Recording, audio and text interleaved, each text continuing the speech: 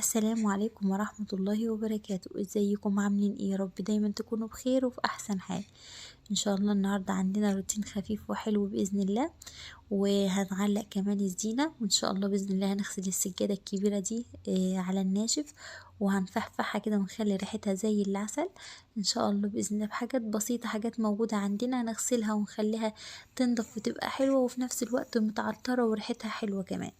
اللهم صل وسلم وبارك على سيدنا محمد وعلى آله وصحبه وسلم. لو أول مرة تشوفي القناة بتاعتي ياريت تشتركي فيها فضلا وليس أمرا، وتفعلي زر الجرس علشان يوصلك كل جديد من الفيديوهات اللي بنزلها، وما تنسيش في اللايك، ودمتم مشكورين يا رب. مبدئيا كده شلت اللي هو الكفرات بتاعت الانتريه اللي هو اللي من بره ده، لان هو اللي بيبقى عليه القعد بقى وكل حاجه، لكن اللي من جوه دوت محدش بيروح عنده. فشلت دولت هغسلهم، وبعد كده اهو ايه اشيل الباقيين. وهنا هشيل الستاره كمان هغسلها، اللي هو يعني بالمرة خلينا نغسلها كده ونعلقها نضيفة حلوة ان شاء الله بإذن الله. كده في رمضان نبقى داخلين كده على رمضان كل حاجة عندنا نضيفة ما شاء الله ومتلمعة وزي الفل. انا عملت روتينات حلوة في المطبخ وتنظيفات عميقة، لو ما شفتهاش روحي شوفيها ان شاء الله بإذن الله تعجبكم. بصوا هنا عملت ايه، شلت كل يعني اي كراسي على السجادة فضيتها زي ما انتوا شايفين كده. وبصوا يعني مكان تحت الكراسي وكده في ايه، في اتربة بقى وحاجات وغبار والكلام ده كله. جبت المكنسة هشفطها يعني هنضفها كويس جدا، ما اخليش فيها اي تراب. وبعد كده اهو ابدا ان انا اغسل فيها. ما ينفعش ان انا اغسلها وهي عليها اي تراب كده، لا ده احنا كده بنزيد زي ما بيقولوا بنزيد الطينة بلة، فاحنا كده هنبوظ مش هننضف. تمام، هنضفها كويس جدا، يعني اتاكد كويس ان خلاص ما عليهاش اي اتربه. بص هنا بقول لكم المكنسه اتكسرت وانا لزقتها باللي هو البلاستر الاسود ده ان شاء الله باذن الله. احاول اشوف القطعه اللي اتكسرت دي موجوده ولا لا. وهنا عندي بصوا اهو شويه ميه، لتر ميه. وعندي هنا اهو حطيت فيهم مسحوق الهدوم، مسحوق الغسيل اللي بنغسل بيه. وعندي هنا اهو دوت اللهم صل على النبي، اللي هو اللهم صل على النبي نسيت اسمه. المهم اي جل عندك، برسيل جل، اي حاجه جل بتبقى ريحتها حلوه. ويعني بتبقى ريحتها حلوه خالص، هتعطر معاكي السجاده وتخلي ريحتها حلوه. وعندي هنا اهو مكنسه تكون خشنه، وجبت بقى بحط المكنسه في الميه وبطلعها وبغسل بقى في السجاد زي ما انتوا شايفين كده. عايزه اقول لكم اي حاجه بتطلع معايا، لو شعر لو اي حاجه، كلنا عارفين السجاد بيبقى الوبر بتاعه لامم حاجات كتيره. وزي ما انتوا شايفين اهو بنزل المكنسة وبغسل كويس، والحتة اللي هي مثلا فيها بقعة بركز عليها كويس. والله عايزة اقول لكم حلو جدا، بيخلي حاجة يعني السجادة الكبيرة دي، يعني انا بغسلها مرة في السنة، من طول السنة كلها بغسلها زي ما انتوا شايفين كده على الناشف حلو خالص.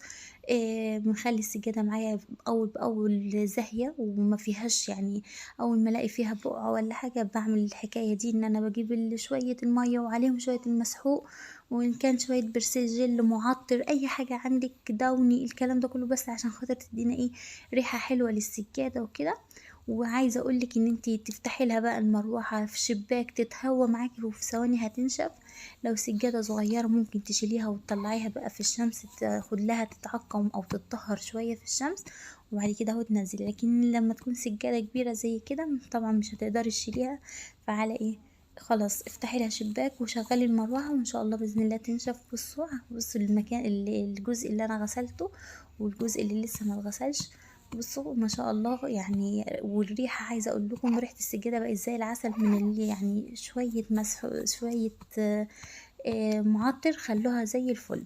وهنا بقى عندي الزينة بتاعت رمضان، في حاجات من السنة اللي فاتت زي الفوانيس ديت من السنة اللي فاتت، وفي كام حاجة جبناهم، وهنعلق الزينة بقى ونحتفل برمضان. كل سنة وانتم طيبين، كل سنة وانتم إلى الله أقرب، كل سنة وانتم متجمعين ما بين حبايبكم يا رب.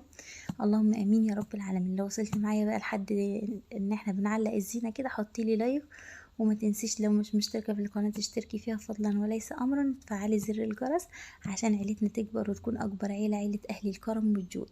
اللهم صل وسلم وبارك على سيدنا محمد وعلى اله وصحبه وسلم. هنا ديت حبل كده اهو، وفيه اللي هو الصور ده هلال بقى، والفوانيس ديت يعني حاجات بسيطة بس بتغير معاكي وبتحسسك يعني بتحسسك بالأيام الحلوة اللي احنا فيها ديت. مش لازم يعني ان احنا نجيب الحاجات زينة غالية والكلام ده كله، لا، حاجات بسيطة والله. يعني بالعكس الحاجة البسيطة تفرح اكتر والله اكتر، ولا تكلفكيشي، وحاجة كانت موجودة عندك. وبصوا ما شاء الله علقتهم زي ما انتوا شايفين كده اهو، وزعتهم بعيد عن بعض. تحت هم مش قريبين من المروحة يعني عادي، ممكن لو عايزة اشغل المروحة اشغلها عادي، مش هيحصل حاجة. بصوا ما شاء الله، عايزه اقول لكم غيروا من شكل الشقه، خلوا شكل الشقه حلو خالص. كل سنه وانتم طيبين. اكيد كلكم علقتوا الزينه. ربنا يا رب يجعلها ايام مباركه، ويتقبل مننا يا رب صيامنا وصلاتنا وزكاتنا يا رب العالمين. وعندي الفانوس ده برضو خيامية من السنة اللي فاتت، برضو حبيت اجيب مفرش بس للأسف ما يعني عايزة لولا انزل اسيوط وكده بعيد، انا قرية والكلام ده كله، فايه حبيت اللي هو اغير بالموجود عندي وعادي جبت تمام، ما جبتش خلاص الموجود عندي زي الفل. بص السجادة ما شاء الله اللهم بارك، نورت والله نورت، يعني شوية مية لتر مية خلاها زي الفل. بص بقى لما طفينا النور، عندي الفوانيس ديت برضو من السنة اللي فاتت، وكمان دولت نجم زي ما انتوا شايفين كده. حاجات بسيطة بس غيرت لي والله من الشقة، وغيرت لي من يعني دخلت الفرحة كده على الولاد. عايزة اقول لكم الولاد كانوا فرحانين جدا. الحمد لله رب العالمين، يا رب ربنا يديمها نعمة ويحفظها من الزوال يا رب العالمين. كل سنة وانتم طيبين، وكل سنة وانتم فرحانين ومبسوطين ومتجمعين في وسط حبايبكم يا رب. ان شاء الله باذن الله اتمنى يا رب يكون الفيديو عجبكم، وان شاء الله باذن الله انا متاكده وعندي امل في الله ان ربنا هيكرمني، وهيكون لي اخوات من كل يعني من جميع انحاء العالم يحبوني واحبهم ويفرحوا لي وافرح لهم ان شاء الله باذن الله. املي في الله كبير. بصوا كده خلاص خلصت اهو. غسلت السجاده معاكم وحطيت علقنا الزينه. بصوا ما شاء الله غيروا من شكل الشقة خالص. كل سنة وانتم طيبين، انا فرحانة بيهم جدا والله، مش عارفة يعني اقول ايه. كل سنة وانتم طيبين، كل سنة وانتم الى الله اقرب، وكل سنة وانتم متجمعين، وكل سنة وكل ام طيبة، كل امهاتنا طيبين يا رب. وده كان الفيديو بتاعي، يا رب يكون عجبكم، والسلام عليكم ورحمة الله وبركاته.